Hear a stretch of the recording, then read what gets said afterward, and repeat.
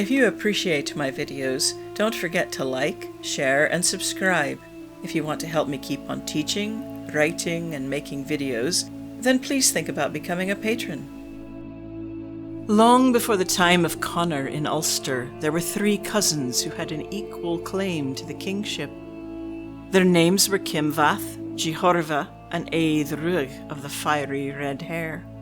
They agreed to share the kingship and that they would reign in a 7-year rotation.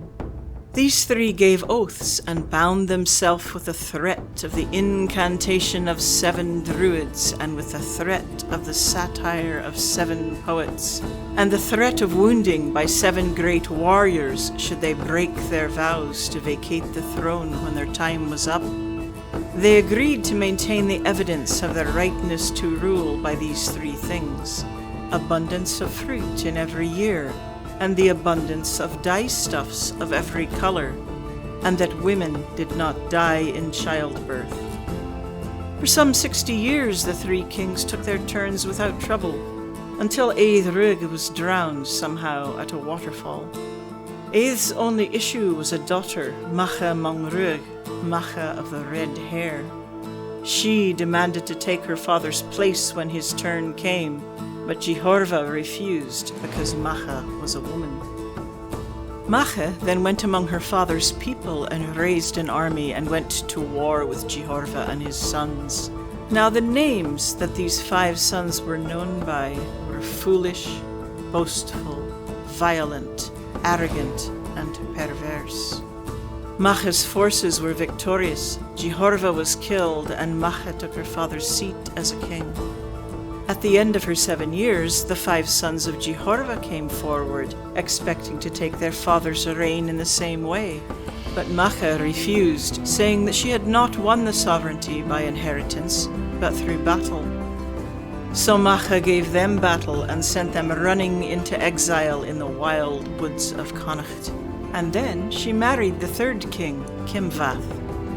As soon as they were married, Macha left Kimvath in charge of Ulster and went looking for the 5 sons of Jehorva, and this is what she did. She traded her queenly dress for rags. Then she took rye dough from the kneading trough and red colouring. She mixed these together and rubbed it on her skin until she looked like a leper. Then she made her way to Connacht. She found the 5 sons of Jehorva in a wood. They were sitting around their fire, cooking a wild boar. She approached them, and they offered to share their meal with her. Macha accepted their offer and ate with them.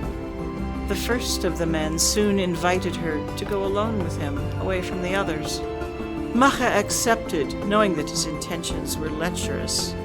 Once they were away from the others, he attempted to rape her. However, she overpowered him, bound him with ropes, and left him there. When she returned to the fire, the other men asked where their brother was. Macha laughed and said, "He's ashamed to come back with me because of lying with a leper."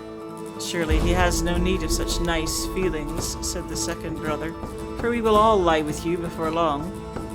Macha appeared as if she accepted this fate in return for the meal. And one by one, each of the brothers took her into the trees and tried to overpower her. And one by one, Macha threw them to the ground and tied them, each out of sight of the others. When she had them all tied, she gathered them together and bound them with a single rope and drove them back to Ulster like cattle. She took them before Kimvath and the men of the court and said, "These are the sons of Jehorva who tried to rape me, believing me to be helpless against their attack. What shall be done with them?" Everyone cried, "Kill them!" But Macha said that since they still had some strength left in them, they should be put to better use.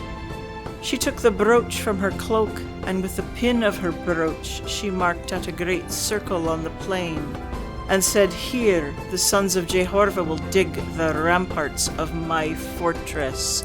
And so she enslaved them. And this is why Awen Macha is so called, because it means Yo Mun, throat pin. The story of Macha Mong is a mysterious one, which sits among the many mythological legends of Irish kings. sometimes called the historical cycle or cycle of the kings. Like many of these stories, it occurs in various books and texts in several versions. Ruadh, his daughter, and the other characters probably carry some historical truth, which became legend over the centuries. But the figure of Macha Mong herself raises many questions. There are other women called Macha in Irish myth. Macha, the daughter of Ernmas, is said to be part of the greater whole known as the Moringa, who of course includes the Morrigan. And the Morrigan herself is known for her associations with war and sovereignty.